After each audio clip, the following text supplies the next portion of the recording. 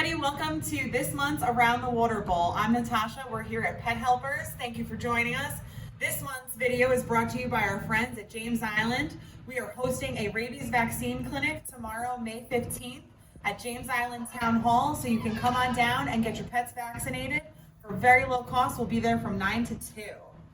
This month, I am so excited to share with you that we have actually reopened our building for cat adoptions. So you can walk in daily from 11 to 5 and meet your next best friend. I'm standing here at Rainbow Row with one of our soon-to-be available cats, Gizmo.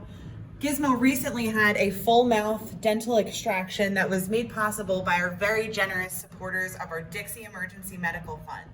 And this just goes to show that our commitment to our animals is unending. We are committed to giving them all of the veterinary care that they need before we find them their forever homes.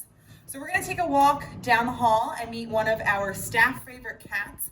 Again, you can see all of our available cats and dogs at our website, pethelpers.org. You can submit an application beforehand, or you can complete one when you come on in.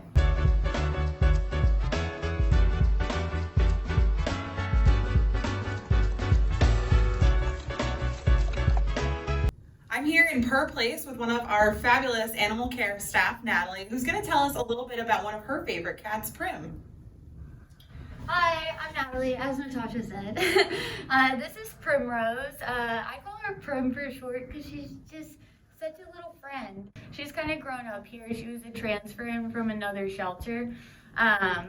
She's doing really well here though. We've gotten to a point where she's doing well with other cats, so she can live with other cats. She's a docile cat that's not really gonna mess with her too much. She keeps to herself. She's more of a people's cat. She's super playful, and she doesn't mind being held for too long. It's really not her speed though.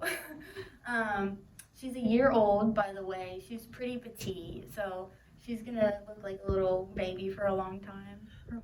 Thank you so much for sharing about Prim, Natalie. If you are interested in adopting Prim, please, you can come in anytime, 11 to 5 daily for walk-in cat adoptions. And we are going to go ahead and go visit with our animal behavior manager, Alexis Kaul, who can tell us a little bit more about what our dog adoptions look like.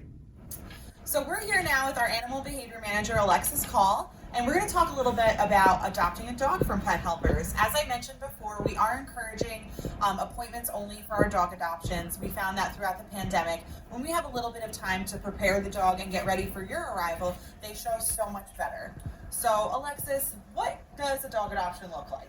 So at Pet Helpers, we have certain requirements for adoption. So we clear the homes to make sure that we're setting both the animals and the owners up for success, because both are equally important. We have all members of the household come in to meet the dog or cat, whichever one you're adopting, as well as if you have another dog, to do a dog-to-dog meet and greet to make sure that it's a good match. We are trained here to be able to assess the situation and make sure that it is a good match. We do specials too, which brings in great people that wouldn't typically be looking for a dog, but just waiting for the right match. I have Stella Luna with me today. She is 3 years old. She's such a little couch potato. She just wants to cuddle. It's the cutest thing ever. She wants to be the center of attention, so she would not do well in a home with another dog. So she says, I could be the only girl in the house. She's a sweetheart.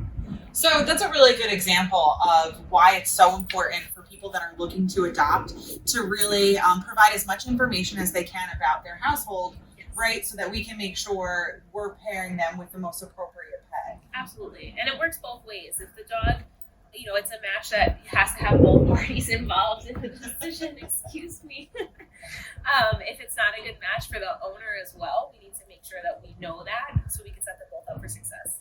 So what happens if someone fills out an application and they're interested in a particular dog, but then you talk with them and you look over the information that they provided and you don't think that dog's necessarily the best fit? What do you do then?